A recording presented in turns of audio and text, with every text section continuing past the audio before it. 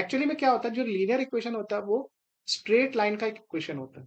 आप क्लास 11 पे पढ़ोगे कोनिक सेक्शन, ठीक है, उसमें कोनिक सेक्शन क्या, कोऑर्डिनेट ज्योमेट्री का एक पार्ट है। उसमें आप देखो लाइन का इक्वेशन देखोगे, y is equal to m x plus c, जहाँ पे y क्या होता है आपका, एक वेरिएबल है, x जो है वेरिएबल है, m जो होता है स्लोप ऑफ लाइन होता है।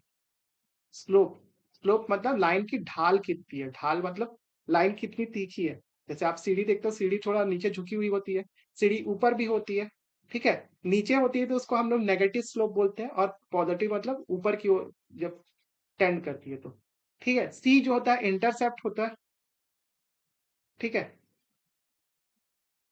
तो स्लोप, इंटरसेप्ट, एक्स और वाई वेरिएबल होते हैं। इस इक्वेशन को अगर मैं सेम इससे कंपेयर करूं, तो जैसे मान लो पहला इक्वेशन को मैं रीअरेंज कर रहा हूं, तो y इज इक्वल टू कितना हो जाएगा आपके पास, माइनस एक्स प्लस एट। अब इसको अगर कंपेयर करोगे तो यहाँ पे m की वैल्यू कितनी है, -1 है, और c की वैल्यू कितनी है आपकी, 8 है। तो ये एग्जैक्टली सेम है। तो ये बेसिकली स्ट्रेट लाइन का जो है जनरल इक्वेशन है, स्ट्रेट लाइन। तो लीनियर इक्वेशन बेसिकली क्या होता है आपका, एक स्ट्रेट लाइन का इक्वेशन होता है।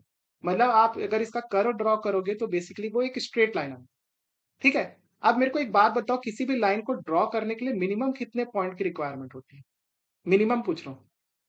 देखो एक पॉइंट से हम लोग कितनी भी लाइन ड्रॉ कर सकते हैं, देख रहे हैं, मैंने सेम पॉइंट से जाने वाली अभी 3 लाइन आपके सामने ड्रॉ कर दी। अच्छा, तो हम लोग किसी भी एक पॉइंट से जो है वो 3 लाइन से ज्यादा इनफाइनाइट तक ड्रॉ कर सकते हो लाइन।